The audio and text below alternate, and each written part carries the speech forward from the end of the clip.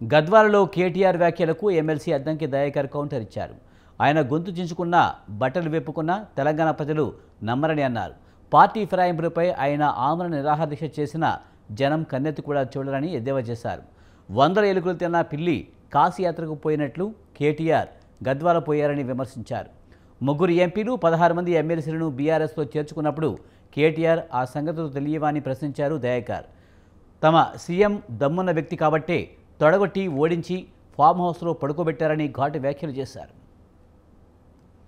కేటీఆర్ గద్వాల సభలో మాట్లాడుతున్న తీరు చూస్తే కనీసం వాళ్ళకు సిగ్గనిపించలేని పరిస్థితి.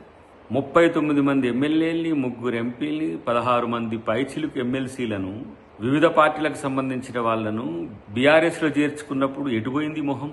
మాట్లాడితే దమ్ముంటే రాజీనామా చేయించు, మగతనం ఉంటే రాజీనామా చేయించు అంటున్న కేటీఆర్, మరి ఆ రోజు మీకు మగతనం దమ్ము లేకుండానా ఇంతమంది జాయిన్ చేసుకున్న రోజు? మేము 10 మంది వాళ్ళను ఎమ్మెల్యేలను రాజీనామా చేయించేంత వరకు అమరణ దీక్ష చేస్తా అంటే, ఇక అమరణ దీక్ష అంటే ఇక నువ్వే చేయాలి. ఎందుకంటే గతంలో కేసీఆర్ గారు ఎట్లా అమరణ దీక్ష చేసిందో గట్టనే ఉంటుంది నీది కూడా.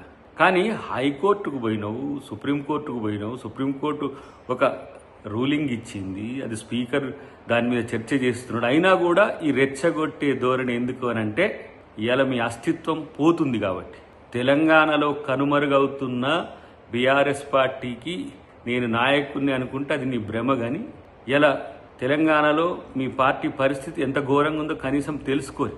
మాట్లాడితే ఈరోజు మీ మాటలన్నీ కూడా తెలంగాణ ప్రజలను రెచ్చగొట్టే విధంగా ఉన్నది తప్పితే, ప్రతిపక్షంగా మీ నాయన ఫెయిల్యూర్ అయినరు, ఇలా బీఆర్ఎస్ పార్టీ నాయకుడిగా నువ్వు ఫెయిల్యూర్ అవుతున్నావు. ఇంకొక వైపు హరీష్ రావు పార్టీ నుంచి వెళ్ళగొట్టిన తర్వాత కవిత చేసిన ప్రశ్నల దగ్గర మీకు దగ్గర సమాధానమే లేదు. కానీ తొడగొట్టి మగతనం గురించి మాట్లాడితే, ఇలా మగాడు కాబట్టి రేవంత్ రెడ్డి గారు ఇలా మిమ్మల్ని ఓడగొట్టి ఫామ్ హౌస్లో ఒకరిని, బజార్లలో ఒకరిని, ఇలా పార్టీలే లేకుండా మీకు మీరే